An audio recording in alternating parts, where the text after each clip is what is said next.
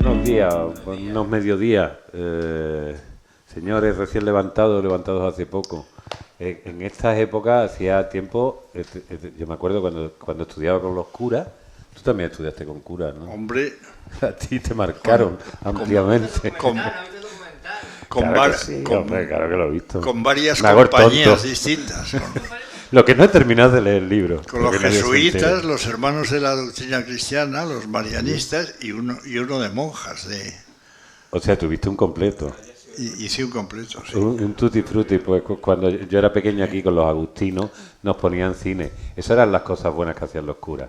Nos dejaban TVO y nos ponían cine. Y veíamos doble sesión. Fernando, yo no sé si has hecho el cálculo, porque además es un hombre que hace cálculo. Si habéis visto la película de La memoria del cine que dirige aquí a mi extrema derecha Moisés Salama. Pero cuando uno ve la casa de Fernando, es más, no vamos a decir lo que se ve, porque vamos a ver un tráiler y además, como la estrenaron ayer en el Cine Albéniz, quienes no la hayáis visto, si queda alguien, por favor, vayan ustedes a verla. Antes. ¿Sabes la sensación que tengo desde hace un tiempo? Es como si estuviera sentado en una sala de cine por la que estuviera desfilando mi vida, mis amigos, mi familia, mis amores, incluso mis propias películas y las películas que he visto, ¿no? ¿Te produce algún tipo de nostalgia? Muchísima. ¿Por qué no hizo más películas Fernando Méndez Leite? Pues es un asunto que tenemos que resolver en este documental. Mira, eso es algo que creo que nos preguntamos todos. Sí, yo debo decir que ha llegado un momento en que tenía la sensación de que era ya un tío con un guión debajo del brazo paseando por Madrid. Y entonces esto era muy desagradable para mí. Yo creo que Fernando no ha dejado de hacer cine. Y ese es el tipo de cosas que él hace, ¿no? O sea, como traer un poco el cine a la vida y al revés, ¿no? Me quedé un poco pensando, ¿yo con quién vivo? No perder esa solemne seriedad del juego. Yo no me veo dentro de esas imágenes como era en ese momento, sino me veo como estoy ahora. Es Víctor Sjöström entrando en el rincón de las fresas salvajes.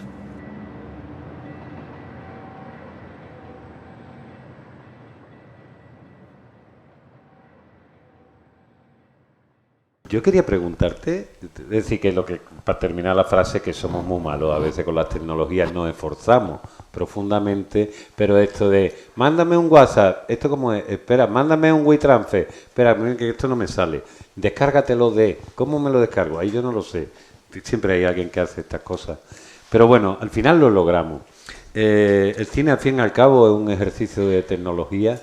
Lo que pasa es que, a ver, los neandertales tardaron no sé cuántos miles y millones de años en pasar del sile a la obsidiana, y nosotros tenemos que estar constantemente reciclándonos y no nos da la vida, señores. Pero al fin y al cabo, Fernando, que básicamente... Yo ayer he estado toda la tarde, bueno, en realidad ya por la mañana, pero toda la tarde para intentar votar las nominaciones de los Goya por la aplicación. Por la aplicación.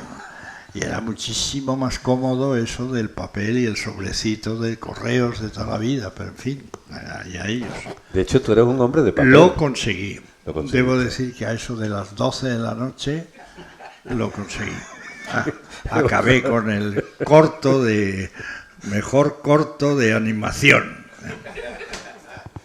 Después nos tendrás que contar que esto de las shortlist que vi el otro día... las shortlist se han acabado. Que se han acabado, pero exactamente que era. Antes no se votaba todo. Fue una gran polémica que tuvimos en la academia, pero muy espinosa, porque eran posiciones muy enfrentadas de una parte de la académica, de los académicos con otra, ¿no?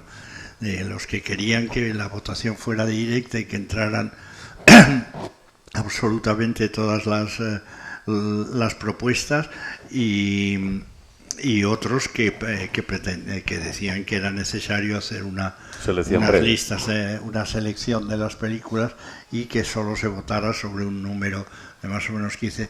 Eso se refería solo a los documentales y a los cortometrajes. Es cierto que hay muchísimos documentales y muchísimos cortometrajes y que evidentemente todos no lo ven. Uno de los grandes dramas de la Academia yo creo que es precisamente que yo creo que vota muy poca gente. Uh-huh. y que hay gente que vota sin demasiado conocimiento de lo que vota, ¿no? Porque bueno, claro, es muy difícil. ¿Te estás refiriendo a los Goya o en general a las elecciones? A los Goya, en las elecciones de la presidencia que fueron el año pasado, hubo muchos votos. Sí, ¿no?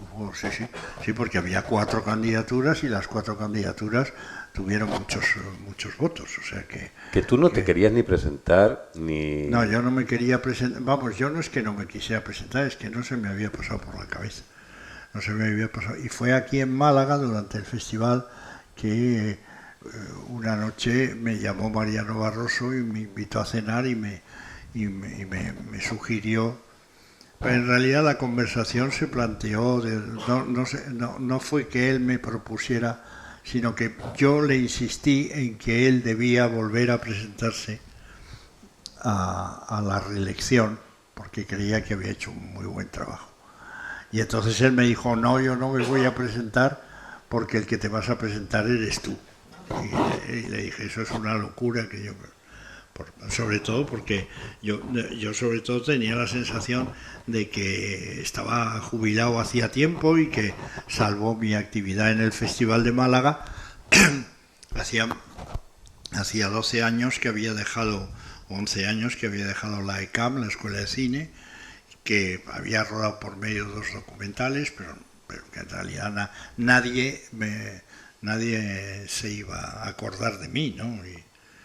Pero bueno. Vamos a hablar del libro, ¿no? Sí, vamos a hablar del libro y vamos a hablar de ti. ¿Por qué no coges el micrófono? Hemos empezado de esa manera que no se empieza, que ni saludando, ni dándole los buenos días, ni diciendo que esto es lo que es, el tercer piso de Librería Proteo, pero ya los hago afines y habituales, entonces no le voy a soltar el rollo de quién soy. Bueno, básicamente es una reunión entre amigos, mis amigos de Málaga que estáis aquí, que lo cual para presentar y hablar de Fernando y de su novela Fracaso Sentimental en la calle 50, editada por Editorial Renacimiento, que está editando buenos libros realmente, y que realmente es un libro que es un spin-off, o no sé si también un origen previo, esto nos lo contará Fernando. Es su primera novela, como hizo una única película, largometraje de ficción, y el personaje de la película, largometraje de ficción, es el personaje que protagoniza esta novela, Pedro Liniers. Si no se acuerdan ustedes de esa película... la acción de la novela transcurre 20 años después de algo de la que vamos acción a ver de ahora. La película, es decir, la acción de la película pasa en 1980 y la acción de la novela pasa entre el 2000 y el 2004. Si os parece, por si no la habéis visto, la queréis recordar, yo no la recordaba. La vi en su tiempo y la vi hace un par de semanas. Este es el inicio casi del Hombre de Moda.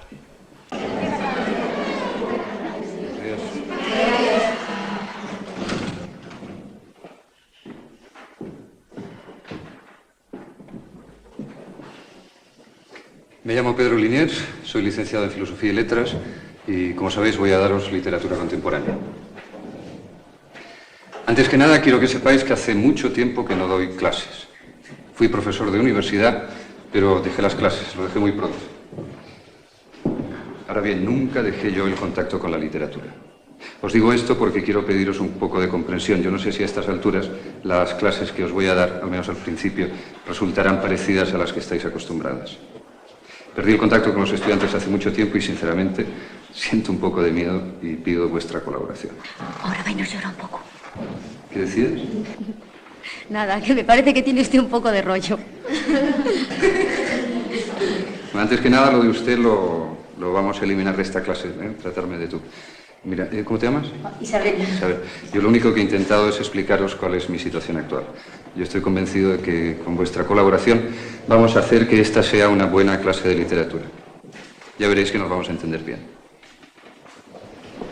En fin. No penséis que en un año que vamos a estar juntos vais a aprender todo lo que se pueda saber de literatura, que vais a entenderlo y asimilarlo todo. En eso se tarda tiempo, muchísimo tiempo. Yo me conformaría con crear en vosotras, y en especial en las que no leéis, un interés por los libros.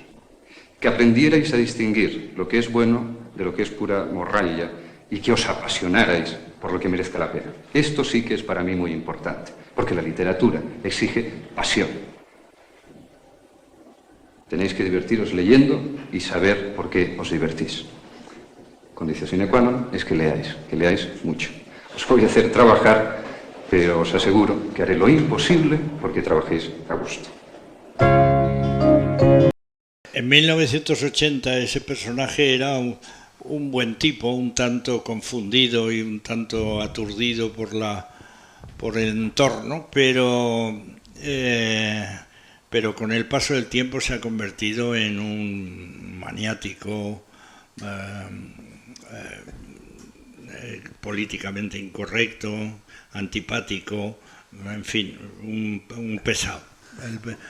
Un pesado divertido, hay que decir. Un pesado divertido. Un pesado porque...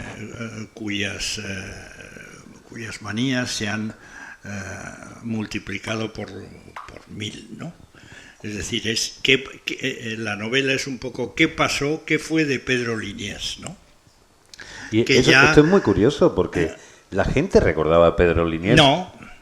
No, pero ya hubo hace muchos años, en el 77 o por ahí, hubo una película que se llamaba El último guateque, que hizo Juan José Porto, y que era muy mala.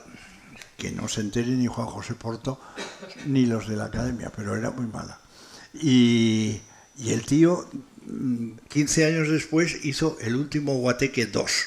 Y yo siempre pensé, hay que echarle narices para hacer El último guateque 2, ¿no? Bueno. Y tú, para que no te dijera el hombre de moda, dices, como no me puede aguantar, yo he hecho eso, hago la novela. Nadie vio El hombre de moda. Bueno, pues ahora... No es verdad, ¿eh? El hombre de moda fue una película que se vio y que además gustó y fue bien y tuvo premios y incluso ganamos dinero con ella, cosa sorprendente. Aquí hay una de las cosas... Pero de todos modos no era una película como para hacer una continuación, pero bueno. Bueno, si te quedas con las ganas. Moy, por favor. Ahí hay otra cosa y es Pégatelo que bien. el título de la novela es también el título de un proyecto, de un guión, que más se cuenta también en el documental, y nos enseñaste, digamos, mientras estábamos rodando, que era un proyecto muy querido tuyo y que no salió. Sale Gerardo Herrero también contando que fue él el que intentó llevar un poco a la práctica ese proyecto, ¿no? Sí, pero eso fue el año 92, es decir, 12 años después yo escribí el guión de Fracaso Sentimental en la calle 50, que era un guión muy conciso. O sea, lo que contaba el guión era exactamente la parte final de la novela, es decir, el viaje a Nueva York del protagonista y lo que pasa en Nueva York, mientras que en la novela no se llega a Nueva York hasta que lleva 500 páginas o 400 y pico páginas, ¿no? Pero está todo el tiempo anunciando que lo que pasó en Nueva York, pues en Nueva York no pasó nada. Yo quiero eso, que tú hables. Y esta novela se gestó un poco, bueno, lleva mucho tiempo escribiéndola, pero mientras estábamos haciendo el documental, Fernando nos decía que estaba escribiendo y terminando una novela. Lo que pasa es que era tan inmenso el trabajo en cantidad, ¿no?, que nunca terminabas. ¿Rodaste y en pandemia también? Porque tú escribiste esto en pandemia. Sí. Rodamos en pandemia, sí. El proyecto del documental empezó en el 2020, septiembre de 2020. Vale. Que luego hay mucha gente que, claro, Fernando era muy conocido por todo el mundo, sobre todo el mundo del cine, pero hay mucha otra gente que ha conocido a Fernando más a través de su cargo en la presidencia de la Academia. Sí. Y parece como que el documental y la novela y ahora el documental vienen detrás de ser presidente de la Academia, cuando es todo lo contrario. Lo ha hecho para hacer marketing para estas cosas. Todo. Claro. No sabes lo que hace para vender un libro, ¿eh? Sí. Así estamos. No. Quiero decir, yo fui uno de los, creo que pocos, serán no sé cuántas personas, nos dio a leer un poco cuando la novela pues era un manuscrito. Yo creo que la leísteis 4 y mi hijo, o sea 5.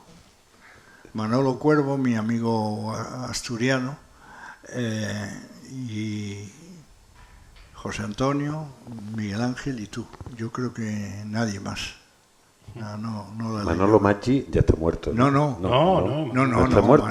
Es que él escribió contigo, escribió El hombre de moda. Manolo Maggi ni siquiera sabía que yo estaba escribiendo esa novela. Y cuando la ha recibido, la ha leído una vez que se ha publicado y se la habrá comprado él, porque yo no se la mandé siquiera. Eso sí, se la dediqué, creo que se la dediqué, ¿no? Sí, está dedicada. Y porque, claro, el personaje de Pedro Liniers lo escribimos juntos para la película del hombre de moda, pero él no ha tenido la menor intervención en esta novela, y ya digo, ni pues le ha gustado mucho la novela, debo siguiendo decir, con lo cual me al leer esa tranquilizó, novela, porque está muy yo he loco. recuperado un poco un email que te puse con mis impresiones después de leer la novela, y me acuerdo que te hacía muchas anotaciones, primero que me había gustado mucho, estaba todo tu mundo allí dentro, y muchas anotaciones concretas de páginas y de capítulos en los que te recomendaba recortar un poco. Y recorté mucho, recorté como 300 folios. ¿Sí? ¿Tanto? Sí, bueno, sí, no sé cuántos tiene ahora, pero ahora tiene 490 por ahí, ¿no? 500... Bueno, pues tenía 700 505. Tenía 700 y pico. Yo ahora que he vuelto a la novela con No sé si debí cortarlos. Yo ahora que he vuelto a la novela, me he dado cuenta que muchas de esas que para mí en una primera lectura, yo lo veía con la mirada un poco como de buscarle más ritmo, más ligereza, quizá por los tiempos, buscando al lector común. Contemporáneo. Pero me he dado cuenta que la novela funciona bien, porque la novela es un exceso todo, el personaje es un exceso. Claro. Y la novela tiene que ser un exceso también. Y todas esas digresiones que hacen que nunca termine de llegar a Nueva York, está anunciando muy al principio que va a Nueva York, y Nueva York no llega, como él dice, hasta hacia la página cerca de la página 300, que yo creo que ahí más la novela coge un vuelo estupendo y es como otra novela. Pero yo lo que creo es que esta novela encierra muchos relatos. Sí. Hay muchas digresiones y viajes que haces a 40.000 sitios, a Bolonia, a Rusia, a Parma, no sé, ¿no? Con todo ese mundo de tus citas y de tus manías, que están también ahí, que son parecidas en muchos casos con la de Pedro Liniers, funcionan como relatos autónomos. Sí. Y yo creo que hay que leerla. Esto es una novela que yo recomiendo leer pausadamente, disfrutarla, y en muchos casos, como digo, todos una cantidad de eso que yo hablábamos, de digresiones, de irte por las ramas, funciona como relatos perfectamente. Esto estábamos hablando antes de sí, la novela, una serie pudiera ser. La novela me suena una especie de Tristan Shandy, de gente que cuenta sus memorias y que se va, y que tú ya una vez aceptas el personaje. También está citado Tristan Shandy. Efectivamente. Sí. No, pero efectivamente es una novela que yo escribí con... es una novela muy trabajada, debo decir. No es... pero sí es una novela escrita con enorme libertad, es decir, escribí todo lo que se me fue ocurriendo y por su orden, no me reprimí nada, ¿no? Y claro, luego al cortar sí corté, pero por ejemplo yo recuerdo que cuando estaba cortando quería cortar un episodio en el que se habla de que el protagonista en su infancia, que era muy cinéfilo, iba mucho al cine de pequeño y tal, confundió a una actriz española, María Rosa Salgado, con una actriz mexicana en una película de Cantinflas, y él estaba completamente seguro de haber visto en El portero de Cantinflas a María Rosa Salgado. Y cuando el personaje vuelve a ver de adulto el portero, se da cuenta que la protagonista es Silvia Pinal y que no está María Rosa Salgado. Bueno, pues ese episodio, que es realmente muy raro, yo quería cortarlo, ¿no? Y entonces mi amigo Manolo Cuervo me dijo, no se te ocurra, eso es lo que define perfectamente al personaje desde el primer momento. Pero yo creo que se equivocaba Manolo, que tenía que haberlo cortado. Pero es cierto que la novela está llena de episodios, tiene muchísimos episodios estrictamente autobiográficos, es decir, historias, relatos que yo he vivido, pero pues reelaborados y falsificados y todo eso, ¿no? Con esos viajes fantasmas, claro. Que te invitaban No, a un sitio que no había nadie, ¿no? por ejemplo, hay un momento en que el personaje cuenta una historia con una alumna portuguesa que se enamora de él y que le acosa directamente, que además es muy fea y es muy pesada y muy vasta y tiene de todo lo que se tenía antes. Ahora nada de eso existe, pero antes había gente que era fea y era gorda y estas cosas. Ahora ya no. Pero sí, no hay enanos. Pero calla, no toquemos la bicha. Pero bueno, el caso es que esa historia me pasó a mí tal cual, con una alumna que era tremendo, porque al final de cada clase me daba poemas que había escrito en portugués, era una cosa impresionante y tal. Bueno, pues esa historia yo la he recontado de una manera muy literaria, inventada, pero es una historia que a mí me pasó, una historieta, que no tuvo ninguna trascendencia ni eso.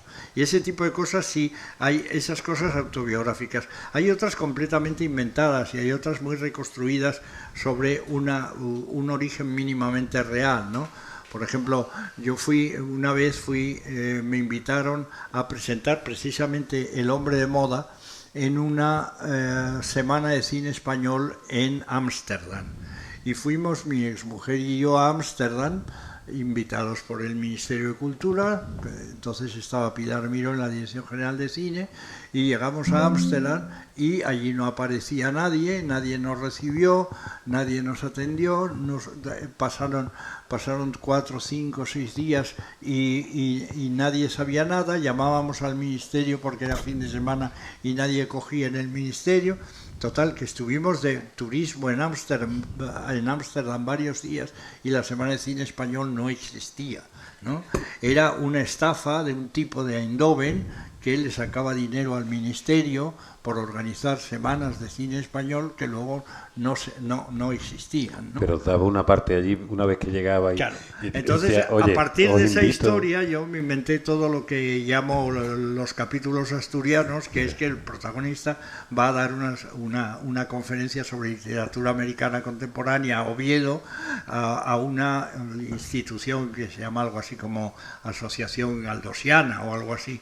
Y bueno, pues llega a Oviedo y la Asociación Galdosiana no aparece por ningún lado, no sé qué, y finalmente aparece el impostor que está detrás de todo aquello, y todo ese episodio es como una película cómica absolutamente inverosímil. Todo lo que se cuenta en esos episodios no tiene ningún realismo. Es decir, en la novela se mezclan muchísimo los géneros y los tonos y lo que es verdad y lo que es completamente inventado. Hay personajes reales en la novela, personajes de la vida real española de esos años. Marabal, como el ministro Marabal. se cita haciendo de Marabal y contando lo que yo pienso que era Marabal, ¿no? Cuando estábamos en la universidad y tal, Marabal y su compañero Ximénez de Sandoval, ¿no? Y ese es un personaje que lo que se cuenta de él en la novela es verdad, pero en cambio hay otros personajes reales protagonizando historias completamente inventadas y de ficción. Por no hablar de ese sueño fantasioso que tienes con Fraga Iribarne y Blanche Dubois. Claro, sí, bueno, pero es fantástico, pero es que eso me surgió precisamente siguiendo la técnica del protagonista, que es darle vueltas a todos los razonamientos hasta llegar digamos, a desquiciarlos, ¿no?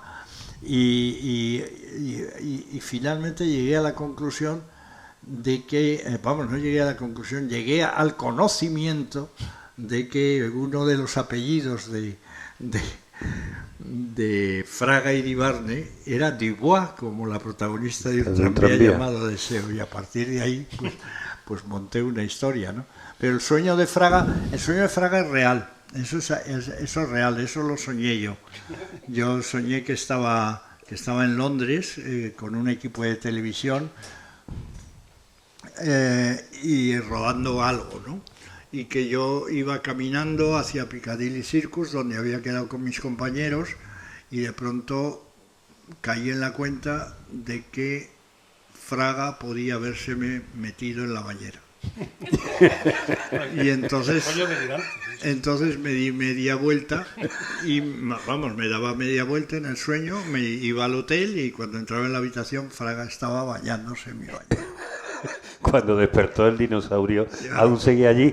Ahí era un sueño de Monterroso. Estas son pinceladas de que podéis ver que la novela es un derroche de libertad, de incorrección y de la erudición que conocéis a Fernando. O sea, están también todas sus manías en el mejor sentido. Está el mundo de la literatura, por supuesto. El protagonista es profesor de literatura.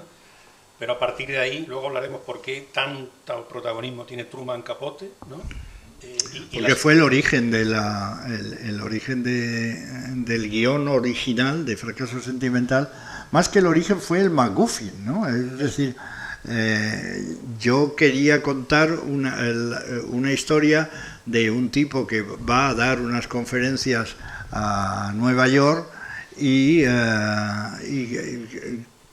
como no sabe inglés, le ponen una intérprete de inglés. Y entonces él se obsesiona con esta chica, no es que ni se enamore ni que exactamente quiera acostarse con ella, sino simplemente es un rollo casi intelectual, ¿no? Y todo su comportamiento se convierte en un disparate precisamente por esa obsesión que le entra con esta mujer, ¿no?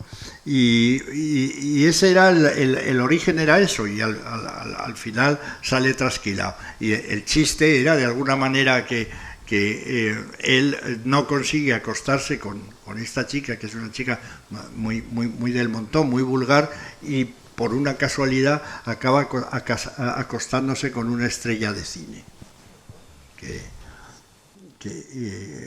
Y ese era el origen. Pero entonces, para armar eso, evidentemente había que ver cuáles eran esas conferencias que iba él a dar a Nueva York. Y entonces ahí fue cuando di Nueva York, inmediatamente pues me debió venir, esto hace muchos años, Truman Capote. Pero se hace un análisis ahí muy claro, porque obviamente eso completo de Truman Capote, porque Pedro Linés es un tipo muy riguroso y yo no voy a hablar de Truman Capote sin conocer a Truman Capote. Entonces pues yo me leí todo Truman Capote, me estudié su biografía, todo eso. Yo mismo me obsesioné mucho con Truman Capote, que curiosamente además tampoco era un autor, ya en la novela eso se cuenta, ¿no?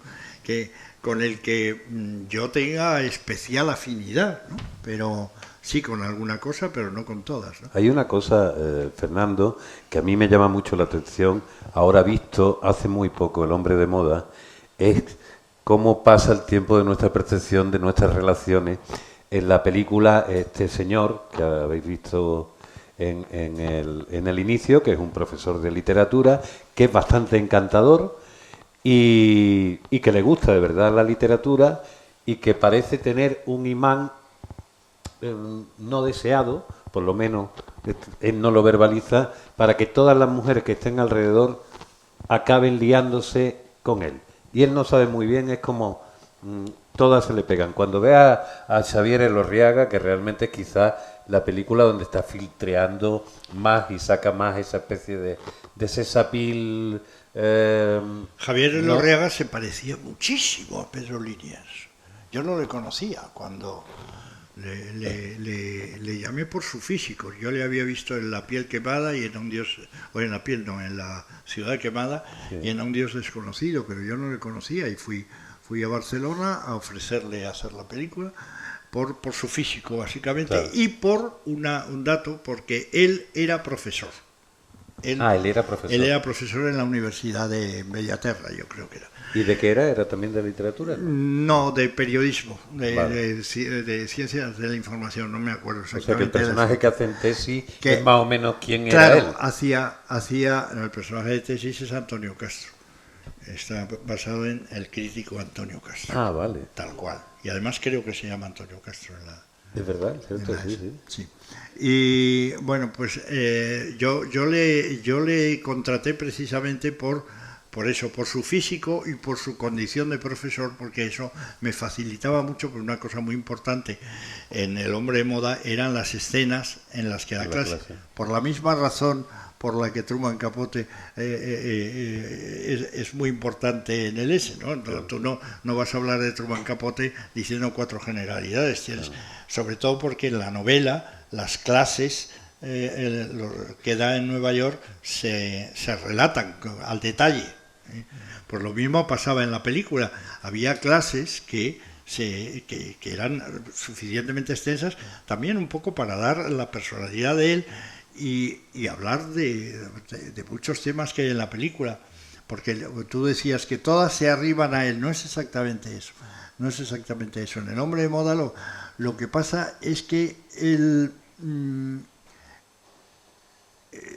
Pedro Liniers es el nuevo profesor, joven, demócrata, liberal, buen profesor, que le gusta un poco la democracia que le gusta lo que hace, de que efectivamente, y claro, entonces todos están, no solo las alumnas, sino todo el resto de personajes que van saliendo, están esperando que él es el Mesías prometido, ¿no? Es el que les va a sacar a cada uno su problema. Y él es un poco miserable. Lo es bastante. Muy cobarde. Es muy cobarde. Sí. Y claro, pues al final hay una alumna que dice: te has destapado en el último momento. Vamos a volver a tu libro, porque era bueno ese guión, era bueno ese guión. Y estaba inspirado, claro, en el personaje que se explica en una de las lecciones de los gozos y las sombras. De los gozos y las sombras. Claro. Es decir, es lo mismo que pasa con Carlos Deza en Los gozos y las sombras. Y lo que tú haces también en esta novela, que es una novela de novelas que referencian a novelas, que a la vez referencian a películas, sí, y en el fondo con otro tono, porque parece que aquí hay un tono como... por un lado crepuscular y de un sentido del humor mucho más... salvando las distancias, pues no tiene nada que ver, y además ojalá tuviera yo el talento de Víctor Erice, pero es como la película de Víctor Erice. Esta es una novela de un viejo para viejos, y como la película de Víctor, ¿no?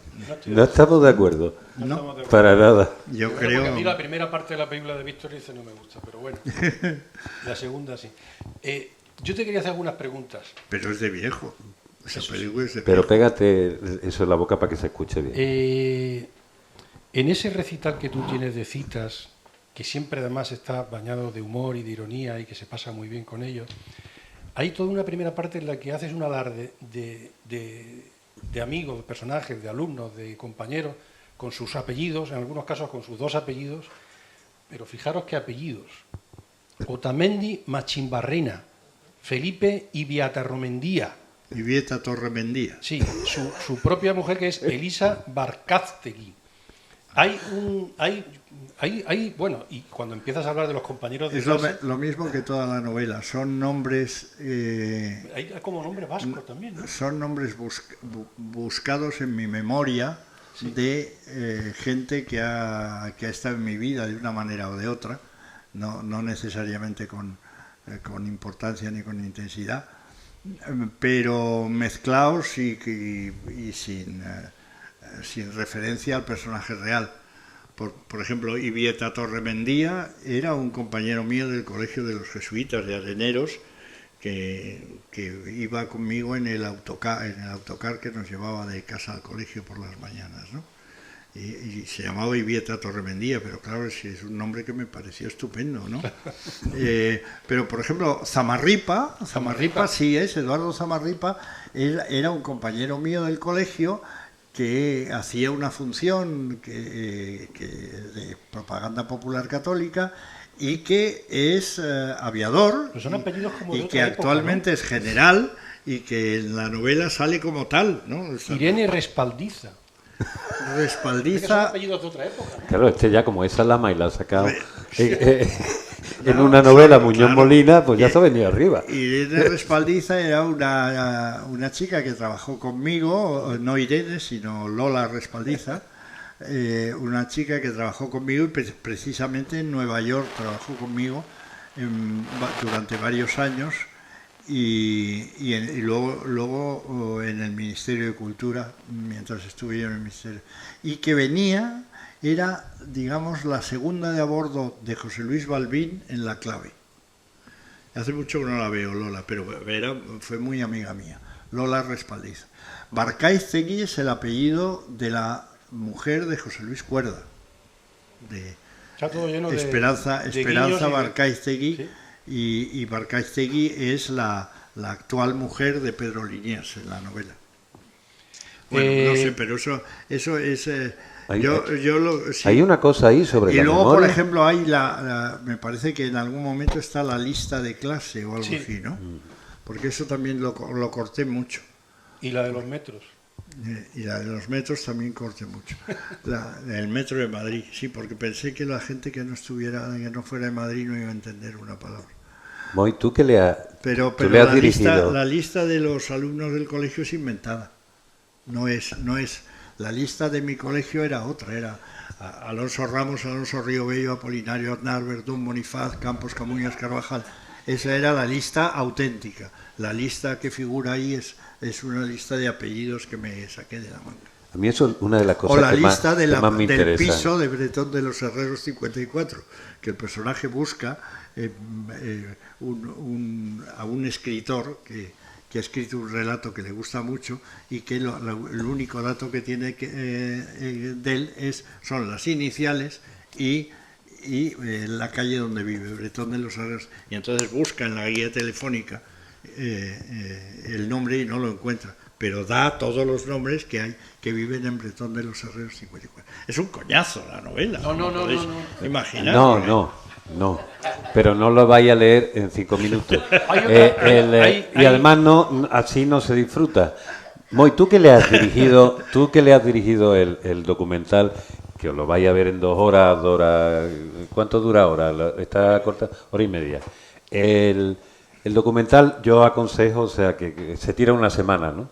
Que vayáis a verlo y que lo acompañéis de la novela, porque de alguna manera os enseña, sí. Hombre, no tenéis que hacerlo todo enseguida, es que no todo tiene que ser Instagram ni TikTok. Es que eso es algo que parece que se nos olvida, y me parece a mí que la presencia de Fernando y su manera de estar en el mundo reivindica y que lo hayan elegido tan unánimemente por el cine español, no solo porque es una persona querida, no solo porque es una persona que sabe, no solo una persona, sino por una manera de estar en el mundo que parece que ya está fuera de moda. Hablando del hombre de moda, que ya no está de moda, pero es necesaria. Tú has hablado, una de las cosas más asombrosas que todos dijimos... Pero esa percepción, digamos, de esas cosas maravillosas que dices tú de mí, vienen a partir del documental de Moy, porque te han contextualizado. Cuando a mí me eligen presidente de la Academia, esa idea no tienen esa idea de mí. Vale, sino como un gestor que lleva ya muchísimos años. Bueno, pero eso está ahí también. Sí. Pero es que lo que no se sabía que se ve en el documental es que eres un gestor de tu propia memoria, de tus invenciones y de tus emociones. Y eres un gestor, porque cuando se te ve en el documental jugando juegos de niños con 80 años, inventándote cómo se programarían una y otro día después de otro día, cine imaginario de un país que cada vez va creciendo más y más y más, de una ciudad, eso en el fondo es lo que está aquí, es decir, esta idea de ordenar la memoria, la real y la inventada, porque gran parte de tu memoria es la memoria de las ficciones, de la literatura y del cine, que como tú cuentas es tan importante o más importante que la vida en algunos casos, siendo tu vida, después cuando se ve, es que bastante importante. Es que, Héctor, todo es lo mismo. O sea, la vida y las cosas que uno hace en la vida para pasárselo bien o simplemente para ganarse la vida, pues acaban convirtiéndose en tu vida. O sea, la vida de todos nosotros no tiene sentido sin la literatura y sin el cine, ¿no? Digo yo. Yo creo que aquí estaremos todos un poco de acuerdo, ¿no? Bueno, y yo vuelvo al libro, ¿vale? Porque como estamos en el acto del libro, no quiero... Como te lo has preparado, quieres leerte el folio entero, que ya te conozco. Hay otra cosa interesante desde el punto de vista estrictamente literario y narrativo, y es como con esa libertad y esa incorrección con la que está escrito todo, Fernando hay dos veces como que en el cine diríamos que se salta el eje y la gramática visual y cambia en la primera persona, de que todo está contado desde el punto de vista del propio Pedro Liniers en primera persona, como si fueran unas memorias de adelante para atrás y de atrás para adelante. En algunos momentos hay una voz omnisciente o una tercera persona que habla de Pedro Liniers desde fuera. Y eso lo hace además de una manera también con mucha gracia, ¿no? Sí. Lo hace dos veces. Pero eso también fue una ocurrencia y como decíamos al principio, lo que sí hice escribiendo esto es un ejercicio de absoluta libertad, que de pronto dije, y ahora me voy a inventar un narrador omnisciente que además se convierte en un crítico del personaje y en definitiva en un rival, ¿no? De cuya interferencia protesta Pedro Liniers después, ¿no? Dice, ¿por qué se ha metido a contar mi vida si mi vida la estoy contando yo, ¿no? ¿Y no has tenido la sensación de puedo hacer una película sin tener los puñeteros problemas del productor, del presupuesto, de las localizaciones? Claro, pues esto es la locura ya de... Eso es la maravilla de la literatura con respecto al cine, que tienes la puedes ejercer en mayor o menor medida, pero la tienes, ¿no? Una libertad de creación total, mientras que en el cine no.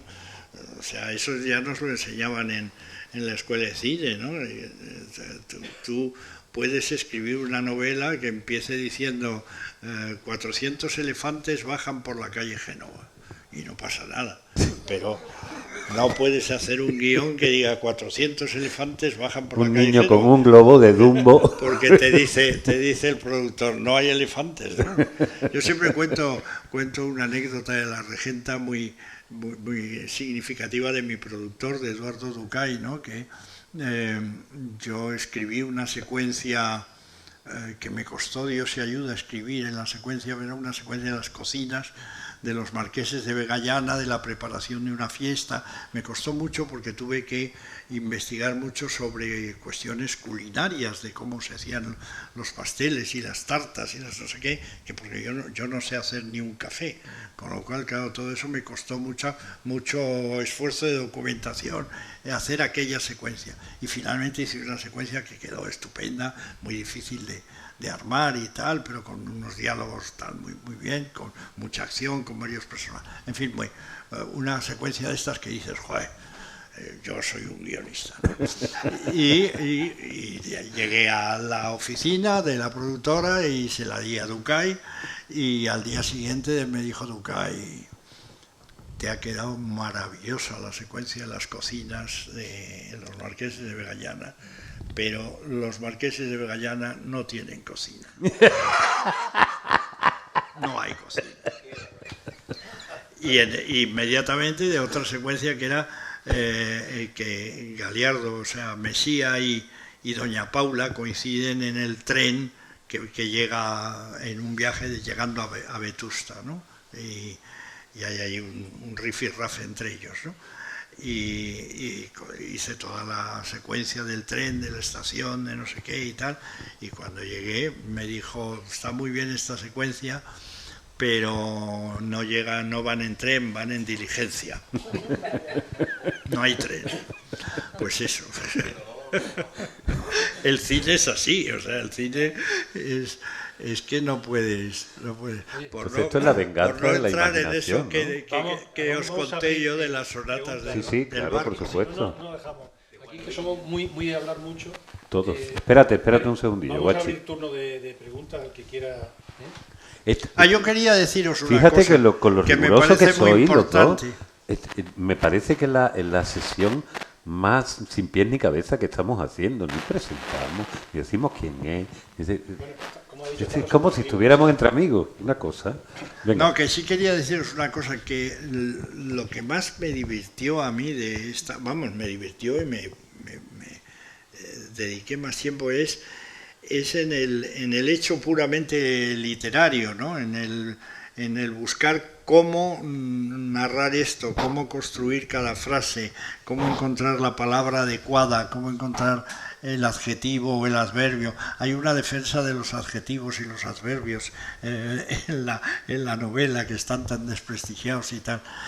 Todo ese tipo de cosas yo lo cuidé mucho y me divirtió mucho al mismo tiempo, porque era realmente el trabajo que me parecía más creativo, ¿no? La verdad es que está escrito divinamente, o sea, Fernando escribe muy bien. Hola, buenos días. Yo soy Joaquín y bueno, después de esta exhibición espectacular del dominio de la memoria con 8 apellidos vascos, ahí ya me he quedado yo pillado. Los 8 apellidos vascos que está nombrando y digo, y es cuando eran compañeros en la infancia, digo, si yo tuviera esa memoria, yo haría aquí un monólogo sin parar. Esa lista es como de los 11 o 12 años, porque el otro día he recuperado el arranque de la primera lista del colegio, del primer colegio, ¿no? Que era Abos, Almendral, Aritio, pero ya ahí me quedo. No llegó a más. Bueno, pues yo conocí fui a escuchar a Fernando hace unos 10 años, allá en Archidona, y me quedé maravillado. ¿Qué hacía allí en Archidona? Yo hacía, me daban el premio ASFAN, después de haberme dado el Goya, allí me dieron el premio ASFAN. Y bueno, fui... Ese fue cuando fuiste el mejor actor revelación, ¿no? Ya con sus 50 y tantos años. Es que él es de mi clase y de mi grupo de teatro. Entonces, él es el que está ganando premios por todos nosotros. Era un festival de cine que había en Archidona. Yo luego he vuelto un par de veces. Una maravilla. Y bueno. Y yo no sé por qué estaba ahí. Yo tampoco. Había un momento donde estaba Fernando en todos los sitios, aparecía Fernando Méndez Leite. ¿Este qué es? Fernando Méndez Leite, y más aquí en Málaga. ¿Tú has sido quien le ha dado al festival? Pero eso es porque, Málaga para mí ha sido un trabajo de máxima importancia, ¿no? Pero en cambio sí he hecho muchos trabajos, pues de dar una charla así, porque hubo una época que yo pasé muy mala situación económica y de todo lo demás, y aceptaba cualquier trabajo que me caía, ¿no? Entonces yo recuerdo, por ejemplo, que me invitaron, Moy lo sabe eso, que me invitaron en un momento determinado a dar una conferencia en el Escorial, un colectivo feminista, que el título de la conferencia era Los anticonceptivos y el cine. Y dije yo, ¿y ahora cómo hago yo esto? Pero claro, eran 5.000 pelas. Y dije, pues si dan 5.000 pelas, los anticonceptivos y el cine y lo que haga falta. Y lo debí hacer muy bien, porque al año siguiente aquel colectivo feminista me volvió a llamar. Ya en ese momento estaba un poco mejor económicamente y les dije que no, pero y otra conferencia maravillosa en Pola de Lena, ¿no? Que era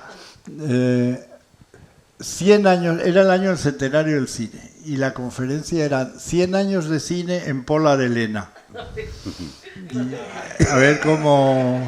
Pues lo hice. Hay que investigar. Archidona sería algo parecido. Pero era una cuestión económica. Archidona es el western. Claro, sí, ¿por qué no? Hombre, viendo tu capacidad para hilar cualquier cosa... No, sí recuerdo... Deja que termine la pregunta. Sí, es verdad. Sí, claro, no es que... además me lo habéis puesto en bandeja al hablar de la regenta. Y entonces él contó una anécdota de Juan Luis Galiardo que yo no paraba de reír. Digo, qué cosa más graciosa, por favor, quiero representar este momento, porque es algo que él había vivido con Juan Luis. Y claro, yo voy proyectando la imagen de Juan Luis con sus palabras y digo, esto es divino, por favor, es que escriba libros de humor, porque esto es fascinante. Y me encantaría que pudiera retomar, sobre todo porque veo que tiene una memoria maravillosa, que Dios te la cuide 100 años más. No, pero es que yo aparte traté muchísimo a Juan Luis Galiardo desde muy pronto, desde mucho antes de trabajar con él. Ya en los años 70 yo tuve mucho trato con él y sobre todo cuando yo estuve en el ICA coincidió con la etapa en que Galiardo se hizo productor y yo era director general del ICA y eso era tremendo porque lo tenía pegado de la mañana a la noche pidiendo cosas. Y ese sí que me encontraba a Juan Luis en todas partes, ¿no? Por otro lado, Juan Luis era muy simpático. Pero luego yo hice 2 películas con Galiardo, una serie, La Regenta, y un estudio 1 en decorados y en vídeo, además. O sea, no he filmado, sino en vídeo. Un estudio 1 en Prado del Rey, que era Usted puede ser un asesino. Y claro, trabajar con Galiardo era una pesadilla. Era una pesadilla porque era un tipo que tenía unas cualidades fantásticas, pero era absolutamente imprevisible, indisciplinado. Normalmente no se sabían los textos, con lo cual se aprendían los textos a base de repetir las tomas una y otra vez, y claro, era un poco agotador trabajar con Juan Luis. Yo recuerdo un día, esto que quede aquí entre nosotros, recuerdo un día en Oviedo, en el Palacio de Mieres, rodando a La Regenta, que Aitana me dijo: podías haber traído a cualquier otro, al que hubiera sido mejor que a este. Aitana lo odiaba a Galiardo, ¿no? Porque le hacía perrerías del tipo de rodando una secuencia de amor, de una declaración de amor en plano contra plano. Cuando estabas en el plano de Aitana, el Juan Luis estaba dándole la referencia y los pies, pero en vez de darle los pies le cantaba zarzuelas. Y entonces Aitana, que es muy todo lo contrario, es absolutamente seria, trabajadora, se lo trae todo súper machacado de casa y además lo hace muy bien y con mucha precisión, pero siempre muy concentrada. Claro, eso le ponía los nervios, y aquella noche, que era además la madrugada, hubo una gran crisis porque en el rodaje por eso, ¿no? Pero es que Galiardo era muy divertido, ¿no? Porque cuando hicimos Usted puede ser un asesino, acabamos poco menos que a tortas él y yo, porque él no se sabía el texto, pero claro, ahí eran bloques, se grababan bloques muy largos, como se hacía siempre en vídeo, ¿no?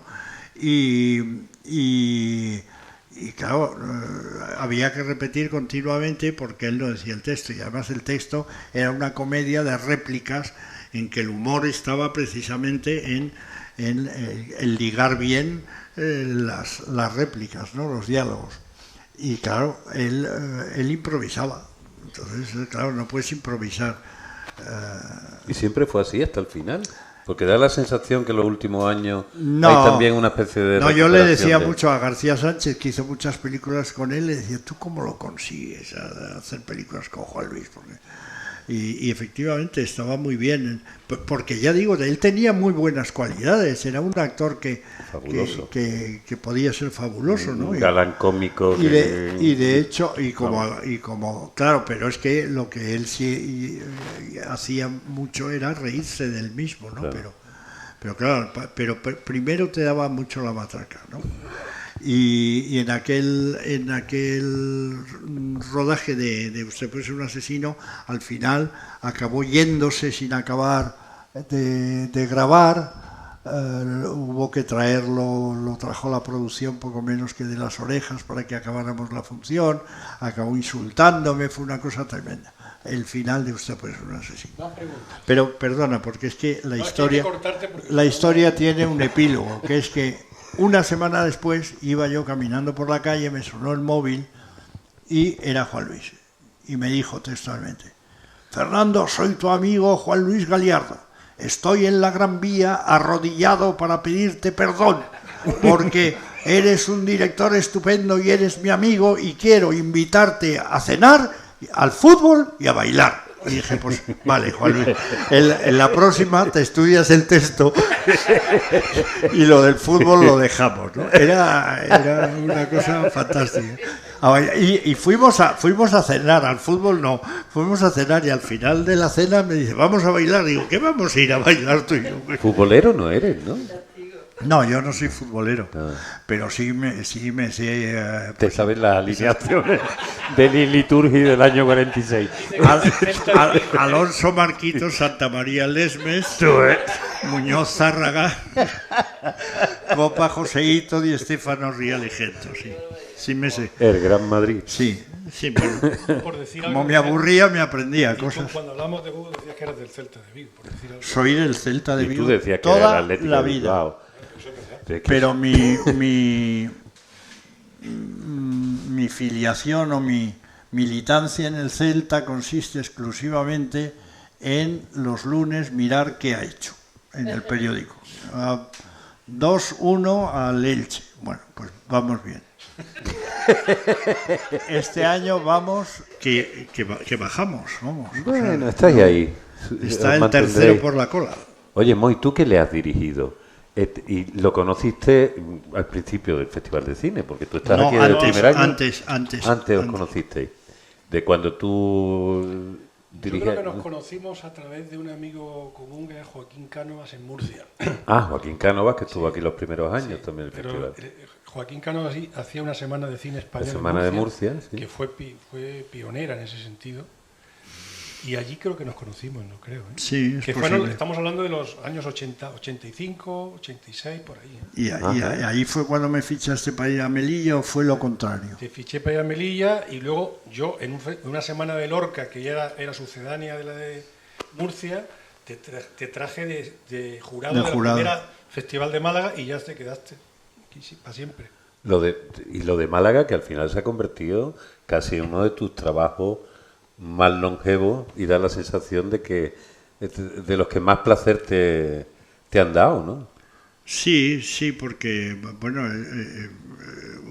un festival que has visto nacer desde el principio y que has trabajado en él toda la vida, pues evidentemente es algo que te marca mucho, ¿no? Que te llega muy dentro, ¿no? Para mí. Y luego yo siempre lo cuento, que yo en Málaga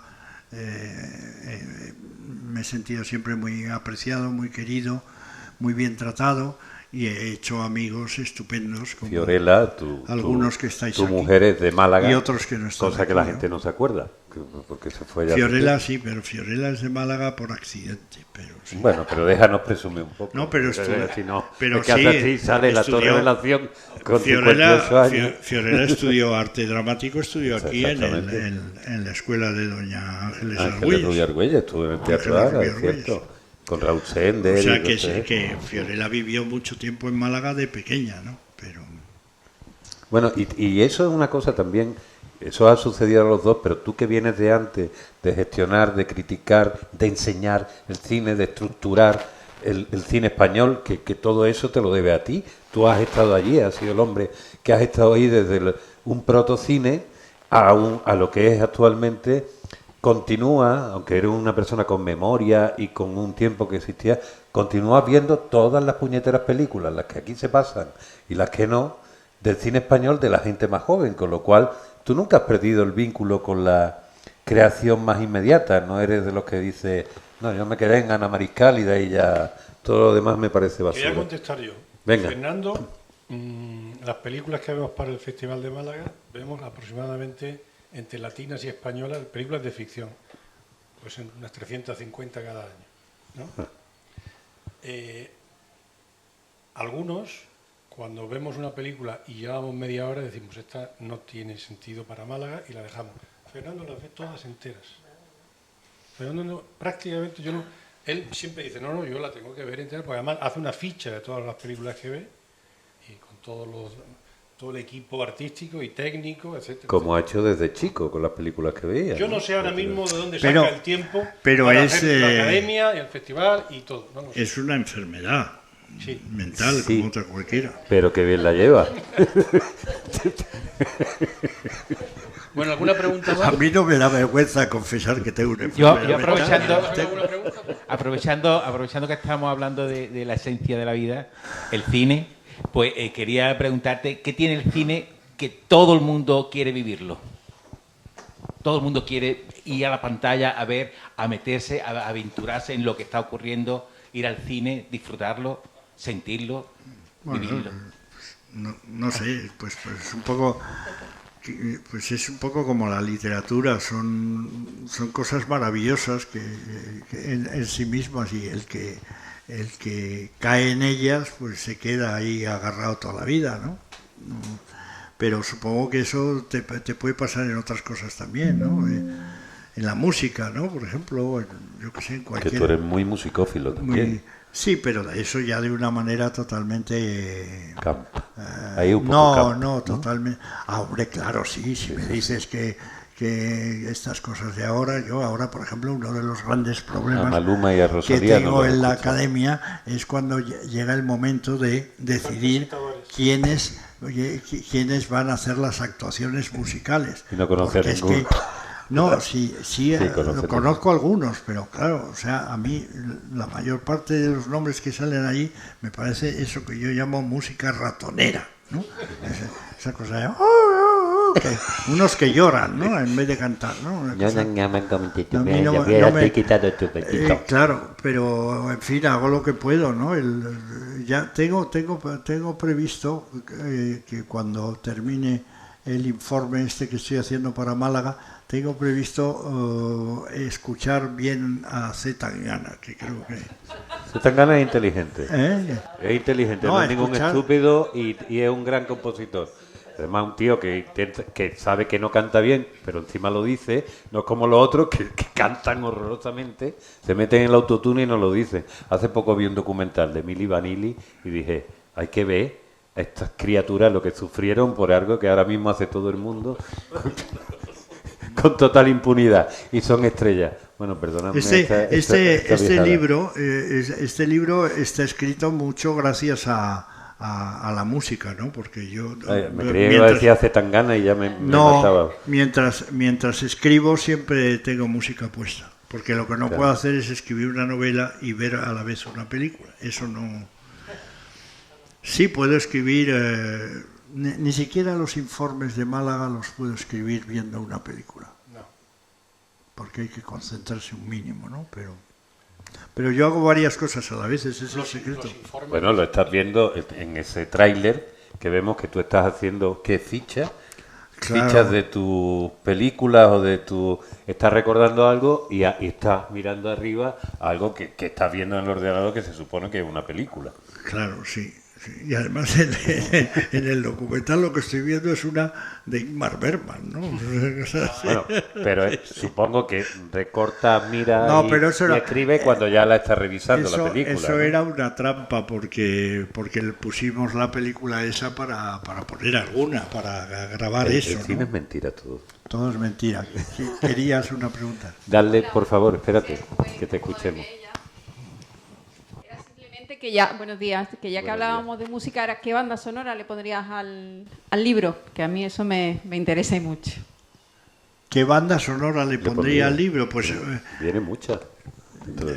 Habla mucho de canciones y eso. De Mina, por ejemplo. Mina, pero Mina es que Mina, Ornella Vanoni, Lucio Battisti y todos los italianos de Gino Paoli de los años 60-70 a mí me gustan mucho, ¿no? Pero yo qué sé, me gusta mucho, por ejemplo, los Who, o me gusta mucho Roxy Music, o me gusta mucho, yo qué sé, por supuesto, los Beatles, Sinatra, qué sé, todo eso que es muy antiguo, todo, pero...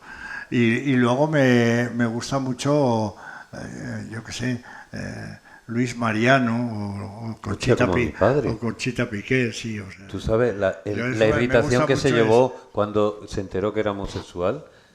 Mi padre, que era el hombre que le parecía más hombre del mundo y que mejor cantaba, lo pasó fatal. Mi primer contacto con la realidad homosexual fue Luis Mariano, porque en el cine, viendo Aventuras del Barbero Sevilla, que además era la primera película que me llevaron a ver después de tener el cine prohibido año y medio, me llevaron a ver mi madre y una señorita y compañía que nos puso entonces, que luego resultó ser una de las atracadoras de la joyería Aldao. Pepita se llamaba, era muy guapa Pepita.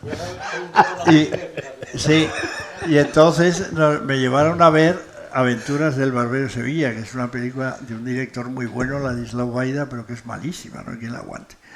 Pero, claro, salía ahí Luis Mariano cantando y mi madre y Pepita se reían. Y yo pregunté, ¿por qué os reís? Y entonces dijo mi madre, porque es muy mariabarre, que es un término que ha caído en desuso, pero que era uno de los términos que se utilizaban para hablar de los maricas, ¿no? Un mariabarre. Bueno, como nadie lo dice genial, ahora, ¿no? no está clausurado. Es genial. Un mariabarre, sí. Era un término. Pues te diré que la secuencia final del documental tenía otra música, esa secuencia que luego termina con los créditos, que era la que él tenía puesta cuando la grabamos, que era Senza Fine. Que era preciosa, y la tuvimos en el montaje, hasta el último montaje era Senza Fine. Sí, pero como está Isabel Coixet, que ya la ha puesto en 5 películas y series, te lo va a decir, claro. Mira qué bonita, la verdad. Yo empezaré a leer el libro y haré lo que hago con algunos libros que aparecen en las canciones, que haré una lista ya directamente de esto de la inmediatez Spotify, y haré una lista del libro y creo que en ese sentido, por lo que me estás contando, lo voy a disfrutar muchísimo. Pues pásala a un QR y para la siguiente edición lo incluye, que es lo que hacen ahora mismo todos, y que es lo único que salva, lo digo, porque que como a mí me toca leer constantemente, lo único que salva algunas novelas últimamente es que le ponen una playlist y dice, pues mira, te voy a dejar de leer y me voy a escuchar la playlist, pero en cambio Fernando no, ¿eh? Por último, decían las cosas antiguas, mi Spotify nos hace todos los años lo que más hemos escuchado, y Frank Sinatra en la mía va ganando bueno, el año pasado fue mi hija, que sacó un disco, y Frank Sinatra después, pero o sea que yo soy también entonces muy antigua para ¿Cómo te llamas? Música. ¿Mi hija? No, tú. Yo me llamo Silvia. Y mi hija Mar. Pues Silvia, Mar. Silvia la metería Pedro Liniers en su novela. O sea, ha puesto...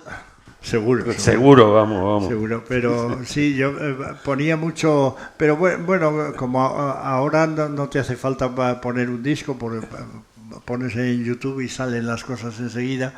Tampoco lo hacía de una manera muy selectiva, sino que simplemente tenía cosas que me gustaran porque me gusta siempre escuchar música siempre que puedo, ¿no? Pero ponía mucho a partir de Sinatra, pues Dean Martin, Perry Como, Tony Bennett, yo que sé, toda esa gente, ¿no? De esa. Me gusta mucho Barbra Streisand, que ahora saco las memorias. Sí, que creo que son más gordas que esto, ¿no? Que son así, ¿no? Bueno, hace poco he presentado yo un libro de cine, de unas memorias de un director catalán, Carles Benpar, que son 1.300 páginas. Va a ser un bestseller, ¿eh? Sí. No, bueno, esto que tenemos hoy aquí es un llenazo en comparación con las 2 presentaciones que he hecho yo de ese libro. No había nadie, pero él no se arredraba para nada y hablaba sin parar. Pues verás cuando lo viralicemos por el YouTube, porque todo esto queda grabado. Hasta lo de Juan Luis Galiardo. Que hay una cosa que aquí me parece... No, eso es un peligro, que yo además ahora... Ya sé que eres un peligro, pero tú ya te puedes permitir el lujo de decir lo que te dé la gana. Y por eso te pinchamos, porque para alguien que dice la verdad y dice lo que piensa y piensa lo que dice, joder. Eso en tu documental, que está... No podéis dejar de ver el documental de Moy, por favor. Y no podéis dejar de comprar esta novela y además tomárosla con deleite, no quererla terminar, que es que vivimos un poco eso, Méndez deleite. Pues hay una cosa que es muy peculiar aquí y que está rozando constantemente la clausura en estos tiempos de cancelación, que es la relación que mantiene con lo femenino directamente. Y a mí es una de las cosas que me parece más divertida y más osada de la novela. Cuando veía la película, hablando ahora del Liniers de la película, digo, uy, este tipo que cae tan bien y que cae tan bien a las mujeres, ahora mismo caería bien. Porque tú además eres muy consciente de todo esto y cuando estás escribiendo la novela, tomas una posición diciendo, vale, esto le pasa al Liniers. Pero a mí me parece que hay ahí, dentro de esa incomodidad del personaje pesado, a veces que es un lamioso, básicamente es un señor que vive mucho ya aventuras en su cabeza. Claro, es que y proyecciones. En la novela el personaje tiene 60 años ya, claro. Con lo cual no tiene mucho rollo mental, claro. Mientras que en la película no, en la película es un tío de 30 y tantos, entonces es otra historia, ¿no?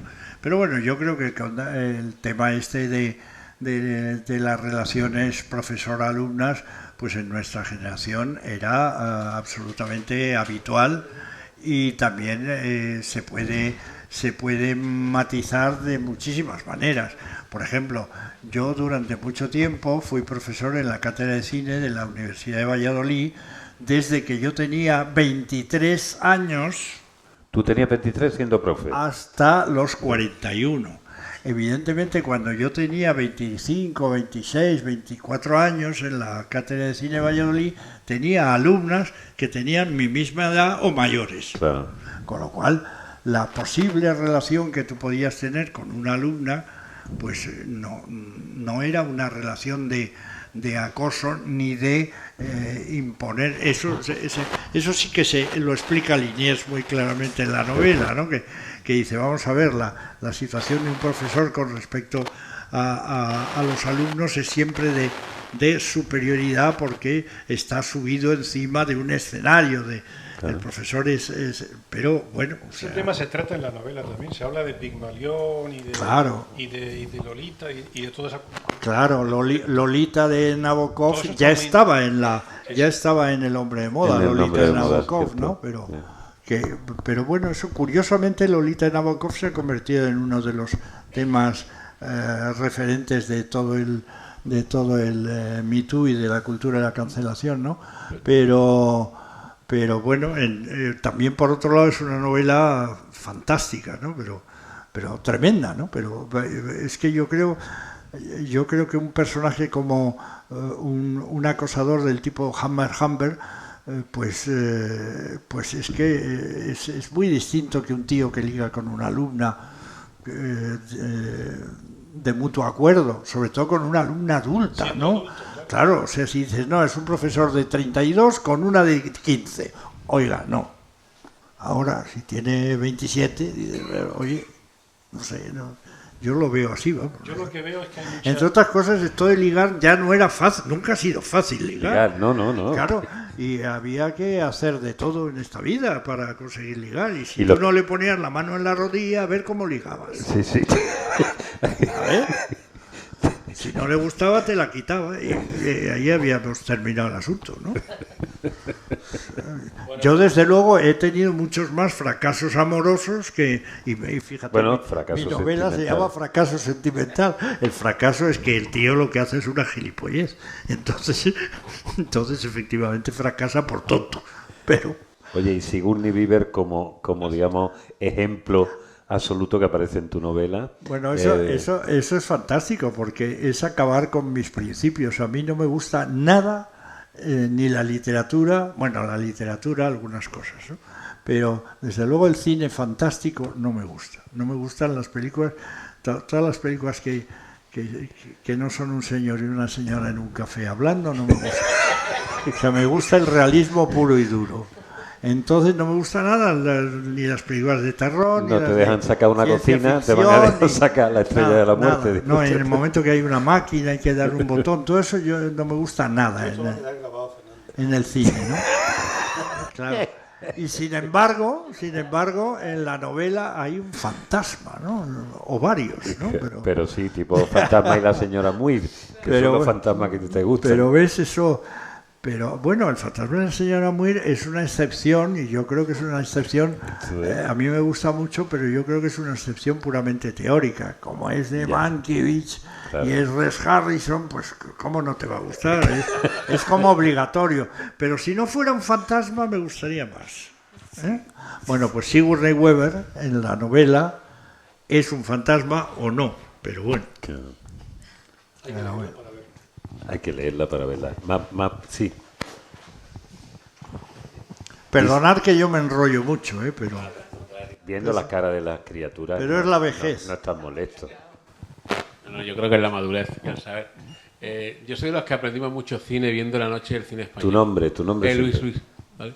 Muchas gracias, porque nada, fue de los que aprendimos muchísimo cine y amar el cine, en particular el cine español, que ahora muchas veces se habla mal de un cine porque no se conoce. Y la pregunta era un poco de ese cine clásico, ¿qué le falta al cine actual respecto a ese cine clásico? ¿Qué cualidades no tiene? ¿Y qué cualidades tiene el actual que no tendría aquel? Buena pregunta. Bueno, sí, pero de todos modos claro, es una pregunta muy general, porque claro, hay en el cine clásico hay cosas muy distintas entre sí, en el cine actual también, ¿no? Pero yo creo que lo que sí hay es un menor interés por lo que yo llamaría la narración ordenada, ¿no? Es decir, que los esquemas que aprendíamos cuando yo era joven en las escuelas de cine, el planteamiento, desarrollo, nudo y desenlace, y de la progresión dramática y de la, ¿cómo te diría yo?, de la honradez narrativa, de no hacer trucos ni trampas en la narración, todo eso ha desaparecido en el cine de hoy, casi en términos absolutos. Es muy difícil ver una película que se parezca al tipo de cine que se hacía en los años del cine clásico, hasta, digamos, los 70. En los 70, bueno, y antes quizá con la Nouvelle Vague y tal, empieza a cambiar las cosas. Pero todavía durante mucho tiempo una narrativa más arriesgada y más rupturista convivía perfectamente con la narrativa clásica. Hoy en día es muy difícil encontrar. Hace poco yo creo que eso lo puse en un informe de los de Málaga, ¿no?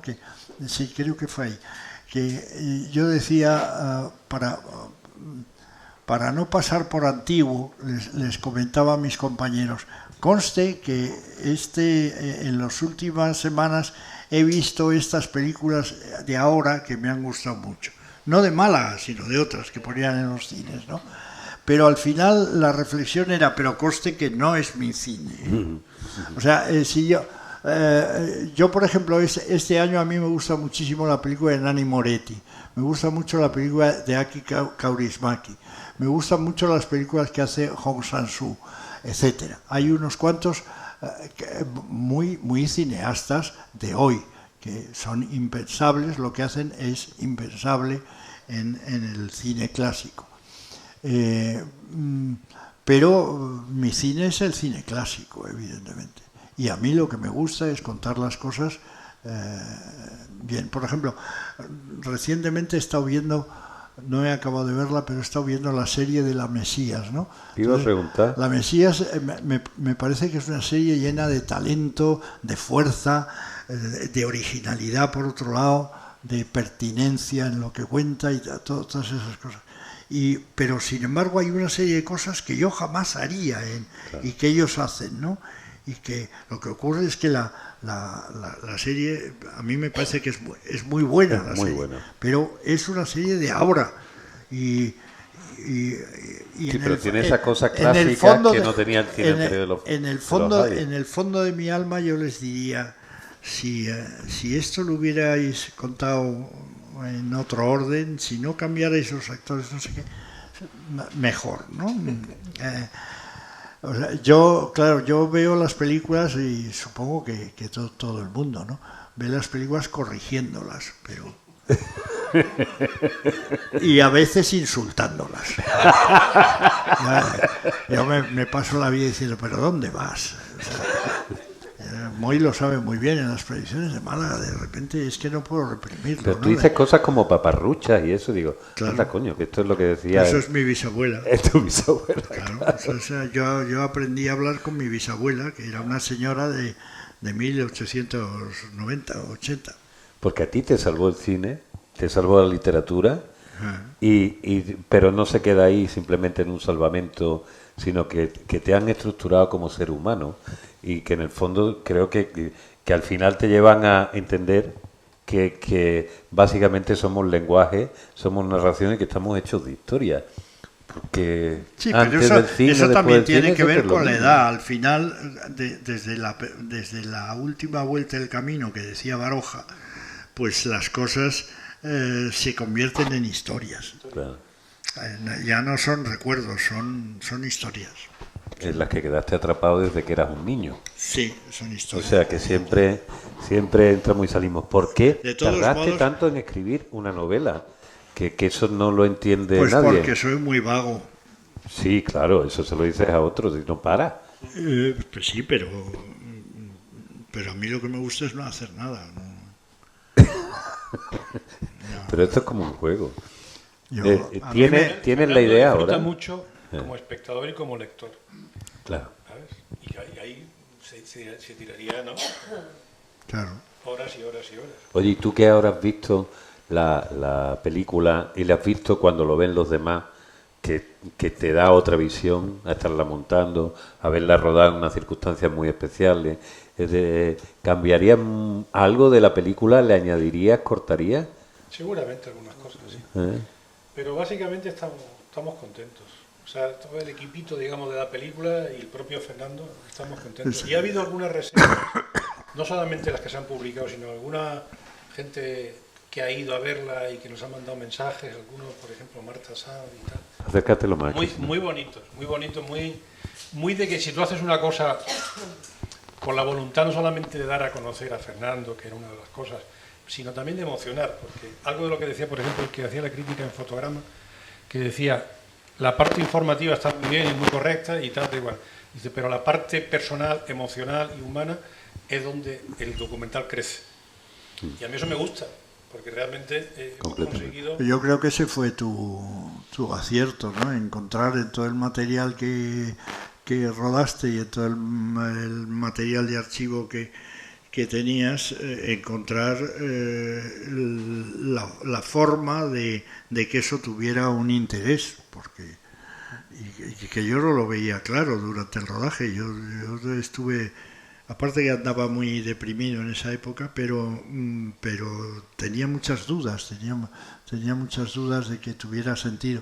Pero es que en algunas fases del rodaje era en plena pandemia y Fernando estaba, como todos, aisladito en su casa, con lo social que él, con lo que le gusta a él, y con la edad y con la situación esa, pues estaba... Sí, estaba un poco chungo, pero la verdad es que los ecos que hemos tenido y que he tenido yo, desde luego, del documental, son estupendos, ¿no? Es una cosa... el otro día mi hija Clara tiene una escuela de teatro.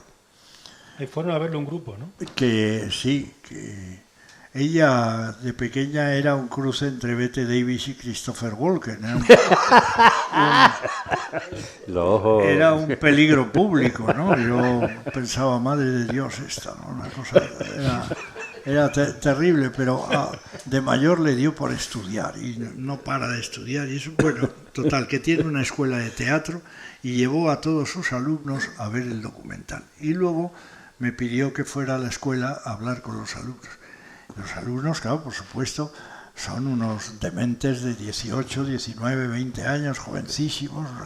Estaban encantados con el documental, estaban totalmente fascinados con el documental. O sea que y sí es cierto que hay gente que nos ha... Y bueno, y en gente de la profesión que me llega, porque ahora como está está en Beomac, pues la gente de la profesión que lo ha visto, a todos les gusta mucho. Oye, ¿tú o sea que estamos muy contentos con el documental. Yo por lo menos estoy muy contento y enormemente agradecido, ¿no? Y lo que pasa es que queremos hacer varias secuelas, ¿no?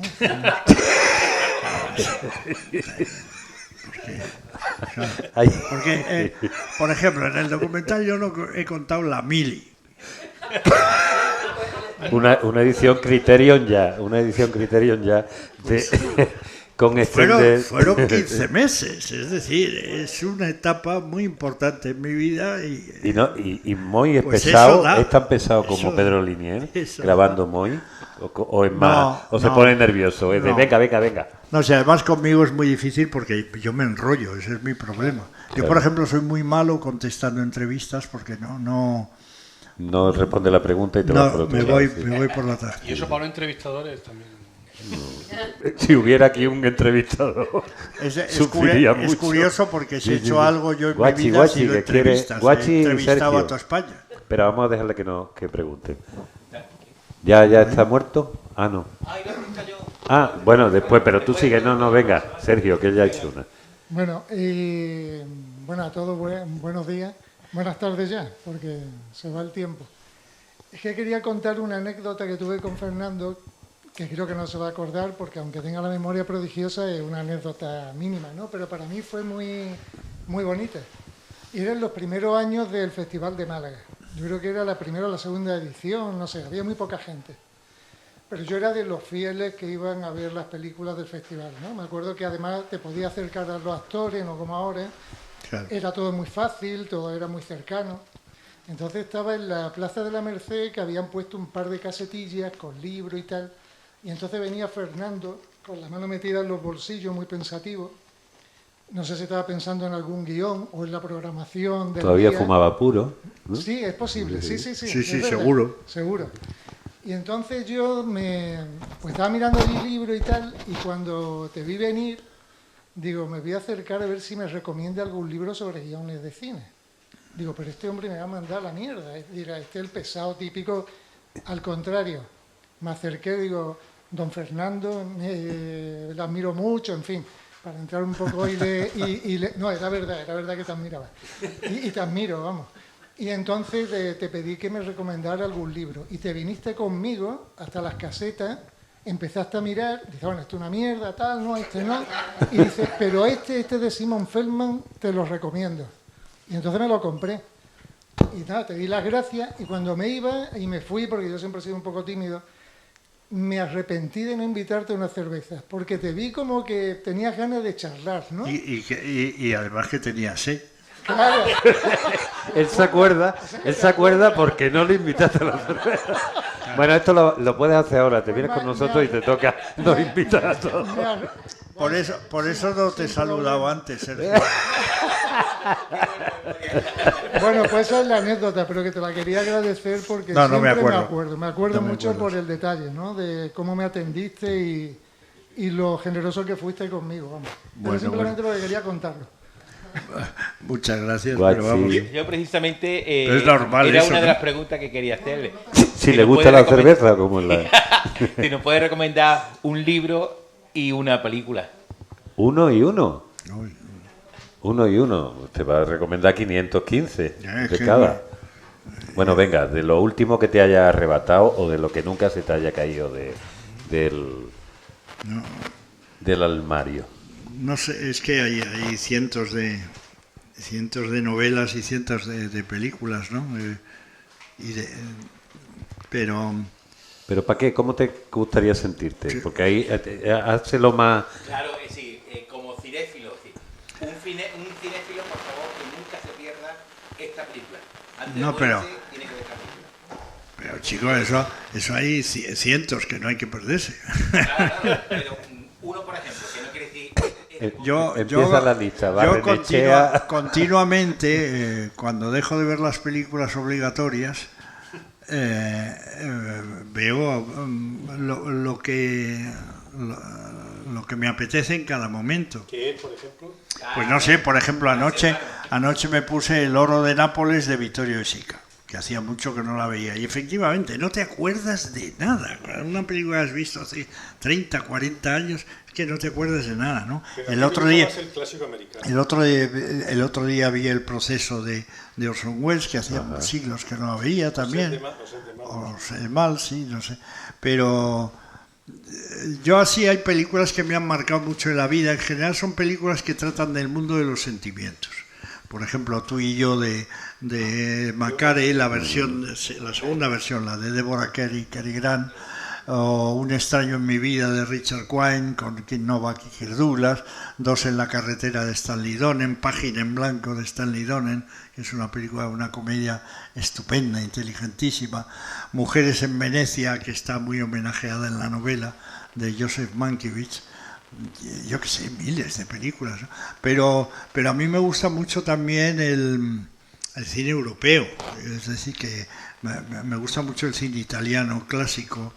Y el francés un poquito menos. No, el francés muchísimo, muchísimo. Vale. Soy totalmente Nouvelle Vague. ¿Y no se te ha caído un poquito?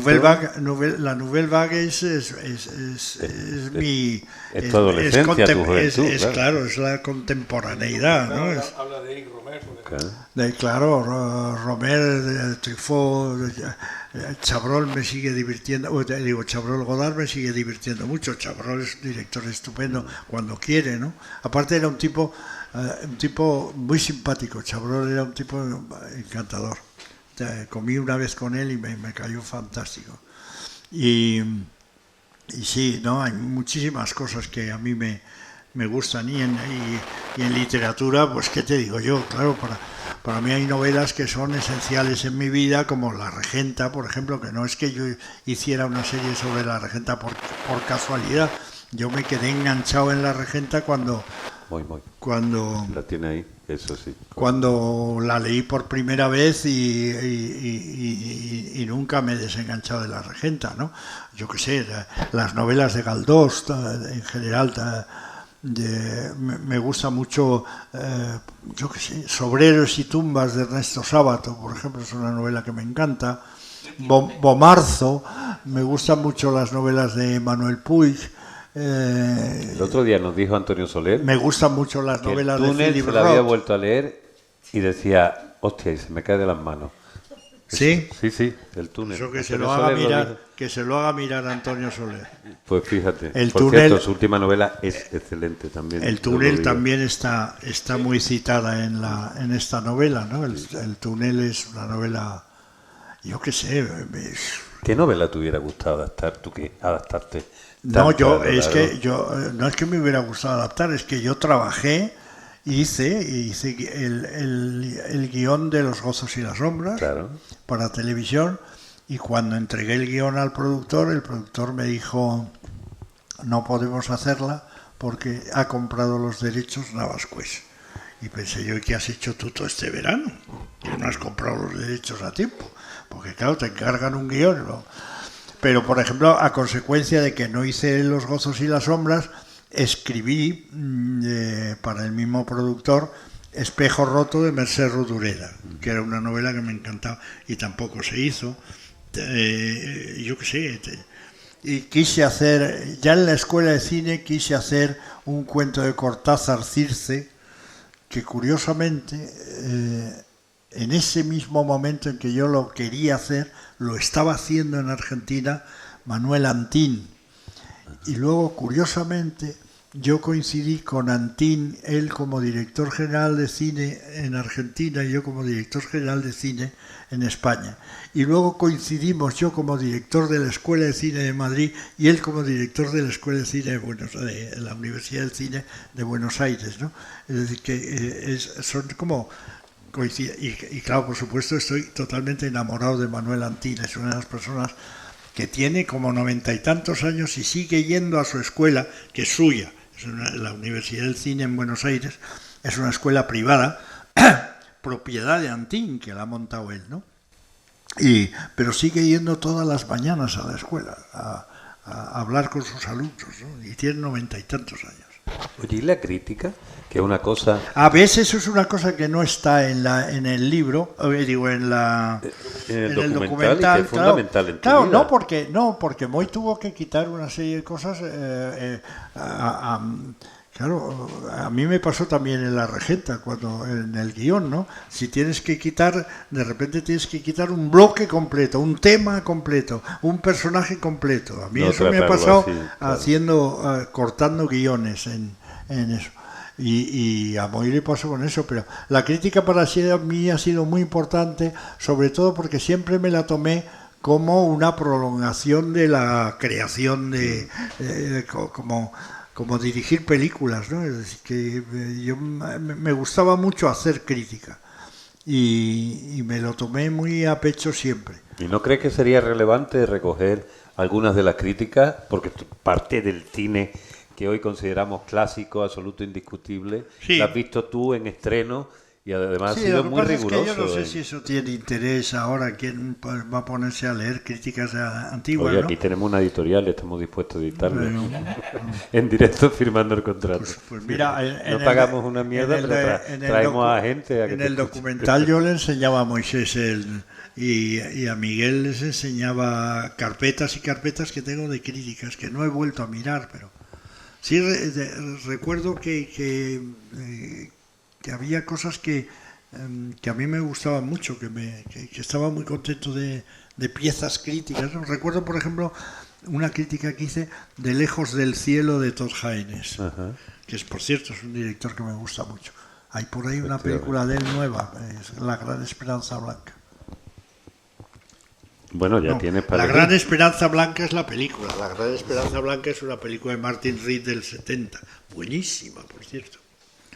Oye, mira, quedan 20 minutillos. Fernando tarda lo suyo en firmar.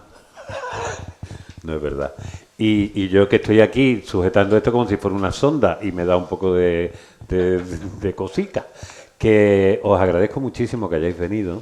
Agradezco sobre todo hoy estar con dos amigos, dos personas a las que conocimos y la conocí gracias al Festival de Cine. Y bueno, estar aquí ahora, me parece, pues yo siempre quise que Fernando viniera a la música contada.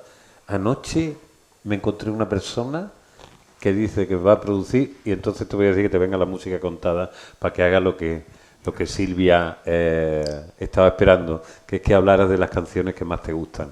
Te vamos a obligar a trabajar, aunque tú no quieras. Eso tiene música. Anoche, eso sí que tiene música. Anoche soñé contigo, que me querías. Eres como Luis Alegre. Muchísimas gracias. El próximo jueves tenemos aquí a Eloísa Nava presentando la novela La Señora, que cuenta noveladamente una autobiografía de la señora Trinidad Grun, que aparte de ser una calle y una plaza, fue una señora influyente, importante y adelantada a su tiempo aquí en Málaga. Os doy muchísimas gracias y os pido un fortísimo aplauso de corazón a Moy y a Fernando Méndez Leite.